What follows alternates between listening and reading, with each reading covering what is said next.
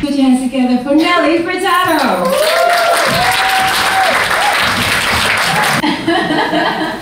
Yeah, it's great. I mean, it's beautiful, humid. We're having a good time. Feel good to be here. It's my first time here, and I've been enjoying the scenery, the food, the people. It's been exciting. Great. Yeah. Do you have any plans to go out and about? I'd like to. Right now, yeah, I mean, went out to eat yesterday, and today we'll be doing some sightseeing as well later on tonight. So, any recommendations? Let us know. I had chili crab last night. It was delicious. Is it too spicy? Or? Yeah, I was a dirty mess when I left there. Oh no, it was delicious. I loved it. And actually had an encounter with some durian fruit pudding as well. Durian? You tried durian? I did. Did you like it? There was no warning. Oh, did it come with a warning sticker? So yay or nay on the durian? I'll give it one more chance before I leave. I always make a joke and say my personal style is like a West Coast like hippie meets a prom queen meets a flamenco dancer. I love your earrings, by the way. My earring? Thank you. From Canada. Oh, there's just one earring. Oh, this is Canadian designer too. Oh, very nice. Yeah. And I caught the lyric video that you posted of your friend Spencer West. Oh yes, Spencer West. Oh yeah. my gosh, what a powerful video. How do you know him? I met Spencer because he's a speaker for Free the Children, and his story is interesting because he lost his legs when he was 4 years old, and he started working as a youth speaker for Free the Children, and he was climbing up Mount Kilimanjaro in Kenya to raise funds for clean water projects, and he also motivates kids to redefine what's possible for them, to no matter what you're given in life, whatever cards God hands you, to reinvent what's possible for you, which he's done with his life. So if you watch this video, Spirit Indestructible, it kind of shows that anything is possible. When I wrote the lyrics for Spirit Indestructible, I had already met Spencer, and I'd met a lot of other inspiring people, you know, in Africa and different places that kind of reminded me that I think human beings have overcome a lot in the past, in the present. You know, I wrote this album last year. There was many things going on, from Arab Spring to, you know, financial crisis, natural disasters, occupies a lot of change in the world. So I just try to capture that energy on the album. The album is incredibly positive, and it has a really high vibration, and it's super energetic. And the last few years of my life have been really, really positive, and it has a spiritual energy to the album. I mean, it's a pop album, but it's very eclectic. There's rock, there's hip hop, there's pop, there's dance, reggae, world music, all in one album. So it's a super pop experience. I think I'm really good at confusing my fans. I think even when I put out a single, it's always like, okay, I like this, but what's the album like? People want to know what the rest of the album is going to be like, because they don't really know what to expect. It's not like when you go to the store and you pick up like your favorite brand of like, you know, laundry detergent or whatever, and you know like it's going to work on your clothes and everything, and you know because you've always bought that brand. I don't really make a specific brand of music. I think my brand is more like my vocals and my energy and my individuality. So I think I make music for everyone, but I think I make music for real people more than anything. Like I always try to keep it real and be honest with myself, because I feel like if you're honest with yourself in life and you let yourself fall and you let yourself make mistakes, you know, you're always going to put out good music.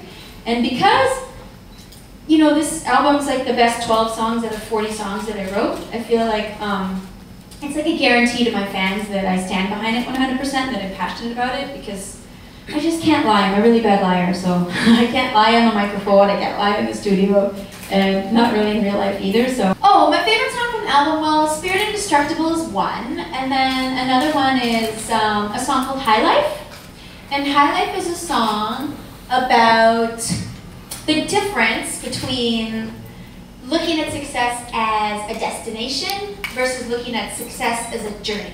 And I've learned over the last few years that real success is about balance in your life, is making time for family, for friends, for hobbies, for self-love, health, you know, more than it is some type of pot of gold at the end of a rainbow or a finish line in a race. And so High Life, it's got a fun beat. It's almost like a really dark kind of hip-hop beat, and there's kids singing in the chorus, so it's a very poppy track, but with a deeper type of message. I'm always looking at my career like a marathon runner, a distance runner, rather than, you know, a sprinter. So I'm always looking at the album going, where will this leave me in 20 years rather than 2 years? So obviously it's more about the artistic accomplishment rather than commercial success for me, and I've proven that to myself over the years through perhaps albums like Folklore that maybe weren't my most commercially successful albums, but have the fans coming back to me year after year telling me try is their favorite song, or can you sign Folklore because that's the album that means the most to them. And likewise with my Spanish album, it was so interesting to me that the album won a Latin Grammy because it came from a coincidence. I met a friend one day and we wrote a song in Spanish, and before I knew it I had a Spanish album. So I find when I follow my creative impulses, I always end up in the right place. So with Spirit Indestructible, I think lyrically it's strong. I think the lyrics are probably some of my best lyrics of all my albums. Because I really feel like a song is only your song the moment you write the song, and then I feel like the moment that even one person listens to it, it's not really your song anymore. It's open for interpretation, and that's what I like about music. It's a very free, art form. Yeah, I do consider myself now, I wouldn't say old, but a veteran. I like the word veteran because it's been 12 years now, and I've met so many artists, especially recently, that I meet them and I had no idea they were fans of my music and they listened to my music growing up, and it's really flattering for me and exciting. One moment I had was working with a producer on this new album named Mike Angelicos. He's the lead singer of this really popular indie rock band called Passion Pit. And we were in the studio working together, and he started playing his keyboards and I was singing and writing. And all of a sudden he looked up from his keyboard and he stopped, and it became really silent in the room where you could hear a baby drop. And I looked at him, what is he going to say? By the way, Whoa Nelly was my first my favorite album when I was 10 years old. So that was the turning point for me where, okay, I'm a veteran now. There's no turning back, right? Like just yesterday I was watching, our driver in the car played us this amazing K-pop video but I've already enjoyed K-pop over the years. Like I really lucky enough to live in a city that you can go to like a little, Korean barbecue place and watch as much K-pop as you want on the TV screens, those videos. But he played me that new one that's gone viral. He said here about it's like a guy doing a horse move. What's that called again? Gumsao? Gangnam Style. Yeah.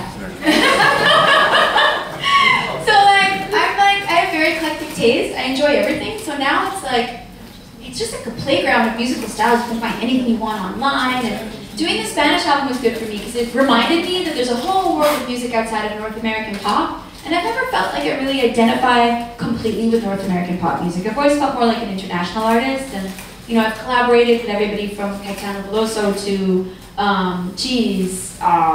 to Missy Elliott, and the other day I did a song with Andrea Bocelli, in Portuguese. So I'm always doing different things. So it's a good time for an artist like me, because 10 years ago the music scene wasn't so open, But now I feel like I fit in more now than I did in 2000. So on the note of K-pop artists, do you have any favorite ones? Well, actually, it's kind of interesting because, there's the cultural divide. We're so far away in Canada, and all the artists are really making their careers over here in Asia. So, the average K-pop artist is not that easy to phone up on the phone. Like, I wanted top on Big Hoops. My friend, my dear friend, Oud,